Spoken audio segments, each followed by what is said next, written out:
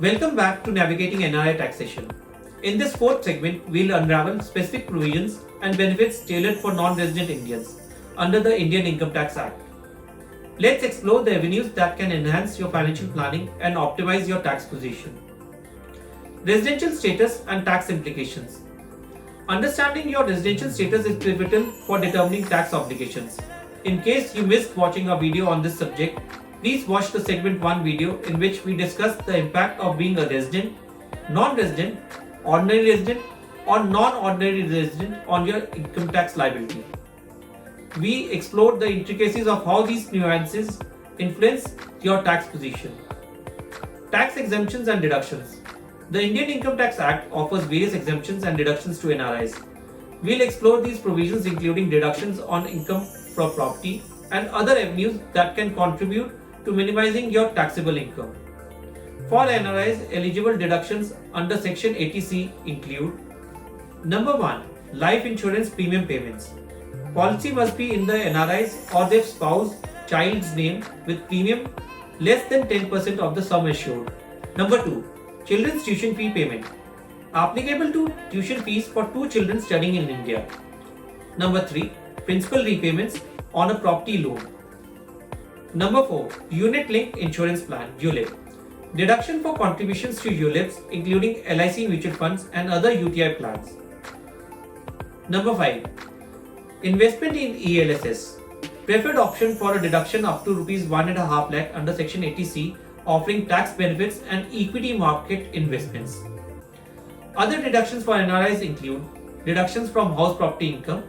Similar to residents, NRIs can claim deductions for parents' insurance, property tax, and interest on housing loans. Second, deductions under Section 80D. NRIs can claim deductions for health insurance premiums up to ₹25,000 for self, spouse, and dependent children.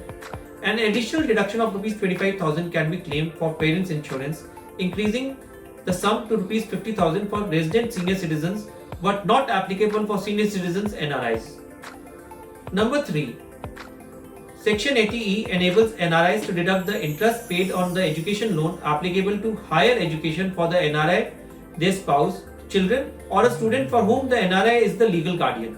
The deduction has no specified limit and can be claimed for a maximum of 8 years or until the interest is paid, whichever comes earlier.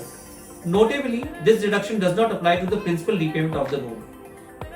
Under Section 80G, NRIs can avail deductions for donations made to social causes. All eligible donations are covered by this section. The next deduction, under Section 80 TTA, NRIs can claim a deduction on income from interest on saving banks account with a maximum limit of ₹10,000, similar to resident Indians. However, there are a few specific deductions that are not allowed to NRIs. Under Section 80C, NRIs cannot invest in PPF or open new accounts. However, they can maintain existing PPF accounts opened while they were residents.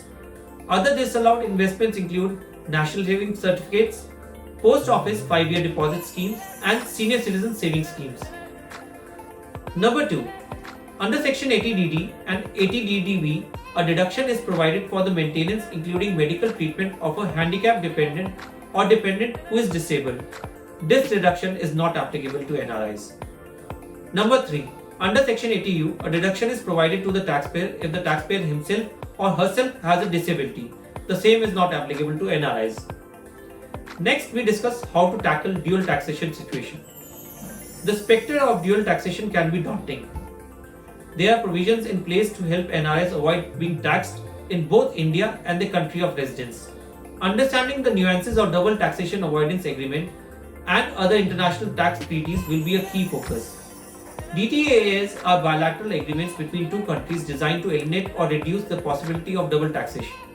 They provide clarity on which country has the primary right to tax specific types of income.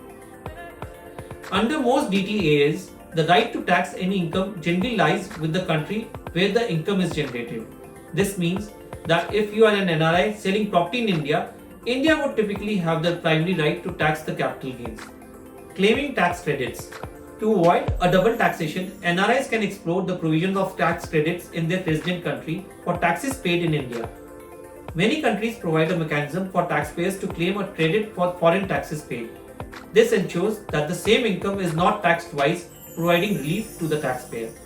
Leveraging double taxation avoidance agreements is a strategic approach for NRIs to mitigate the impact of double taxation when selling property in India. Understanding the provisions of DTAs and seeking professional advice can go a long way in optimizing your tax position and ensuring a smoother property transaction. In conclusion, understanding the specific provisions and benefits designed for NRIs is crucial for efficient tax management. In the final segment of our series, we'll address frequently asked questions to provide comprehensive insights into NRI taxation. Don't forget to subscribe, like, and share our channel for continuous guidance on navigating NRI taxation in India. Until next time, empower yourself with knowledge for a seamless financial journey.